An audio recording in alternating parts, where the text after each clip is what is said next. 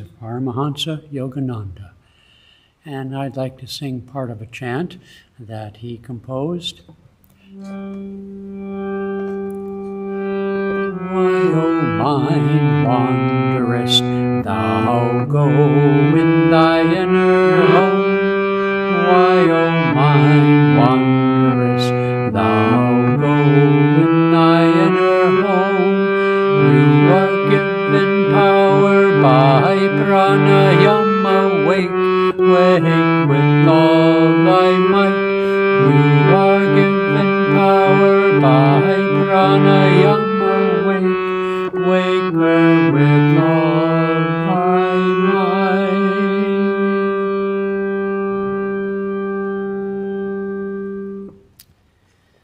Okay, well, seems like my picture's a little bit off, but I'd like to share with you some thoughts about meditation, which is why I chose that. Nayaswami Hiriman here at the Blue Lotus Temple in Bothell, Washington. And a friend of mine published today on WhatsApp from India a selection from the book Journey to Self-Realization. And so today's thing is not unpublished, it is published, but I thought it was worth sharing with you. Yogananda wrote, meditation seems to be one of the most difficult habits to form because of, well, all the mind's wanderings, the monkey minds. The results come slow, to be sure. And many novices, he writes, desire some form of spiritual entertainment. They want to be rewarded by heavenly light, saints, and so on. But this is premature. Real visions come by prolonged and steady spiritual advancement. To avoid the intrusion of false imagery from the subconscious mind, it is helpful to meditate sometimes with eyes half open and firmly fixed at the point between the eyebrows, the seat of concentration. Above all, do not love or desire visions more than God. And so he gives a list of signs of spiritual progress that I think is well worth sharing.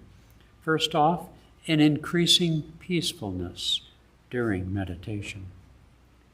A conscious inner experience of calmness metamorphosizing into increasing joy.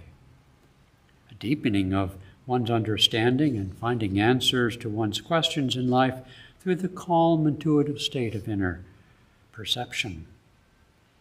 An increasing mental and physical efficiency in one's daily life. Now that's an interesting one, isn't it?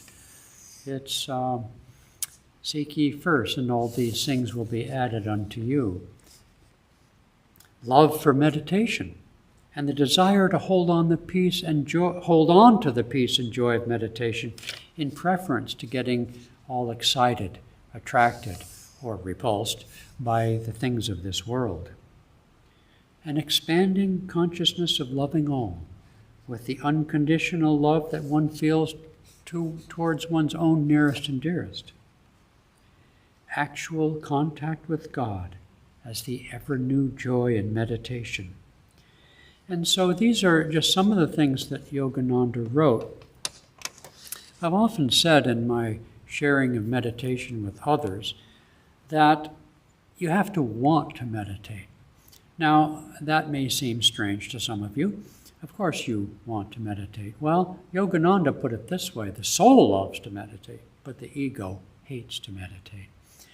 And so it's not that, you might be sitting on your cushion or in your chair, but in what slums is your mind wandering? That was the title of an article Yogananda once wrote. In what slums? Meaning, where is your mind roaming? There's a story of Paramhansa, Ramakrishna Paramhansa, and one of his devotees there in Dakshineshwar Temple in Calcutta, and I forget her name, it suddenly escapes me, but she was the one who was the primary funder of that beautiful temple. It's not an ancient temple by any means. And she was a businesswoman and very successful, and she was there during a puja.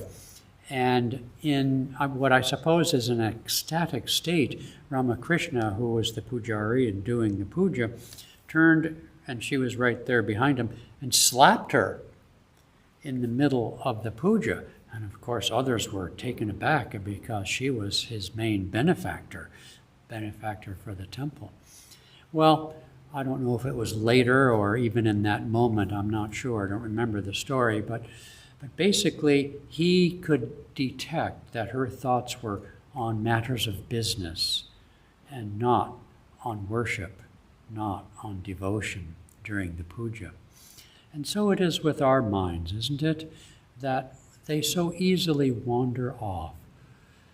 Why, O mind, wanderest thou? Go in thy inner home. And so when I say you have to want to meditate, I'm talking about that when you sit to meditate, you want to have that desire to be still and know. And you want to energize and stimulate that desire so that when you meditate, you really do meditate. And that's where things like chanting can be a great prelude to. Chanting is an affirmation of that desire to meditate. That I don't want to say the desire to meditate as if it were an end to itself, but that desire to enter a state of peace, a state of inner communion, a state of realization of the divine presence as divine mother in whatever form that you feel drawn to. And so I think it's very helpful for us to have practical expectations about the consequences of meditation. Now, it's true that we should not even be attached or thinking about the results of our meditation. We should be practicing nishkam karma, being non-attached to the fruit of our actions, including meditation. But nonetheless, one doesn't meditate with the thought of nothing, so it has to be practical. And so some of these suggestions that Yogananda gives I think are practical ones by which we can measure our progress. In the now classic Art and Science of Raja Yoga by Swami Kriyananda, that classic book on Raja Yoga, the Eightfold Path, the very last chapter, he calls them steps, the very last chapter, chapter 14, includes a section on the signs of spiritual progress. And some of these are the things that Swami Kriyananda lists, which is increasing calmness in your life, increasing non-reactiveness in your life, just receiving things as they are, pondering things before you respond or act or make decisions. But I really like this, increasing mental and physical efficiency. You just sort of know what to do next and how to do it.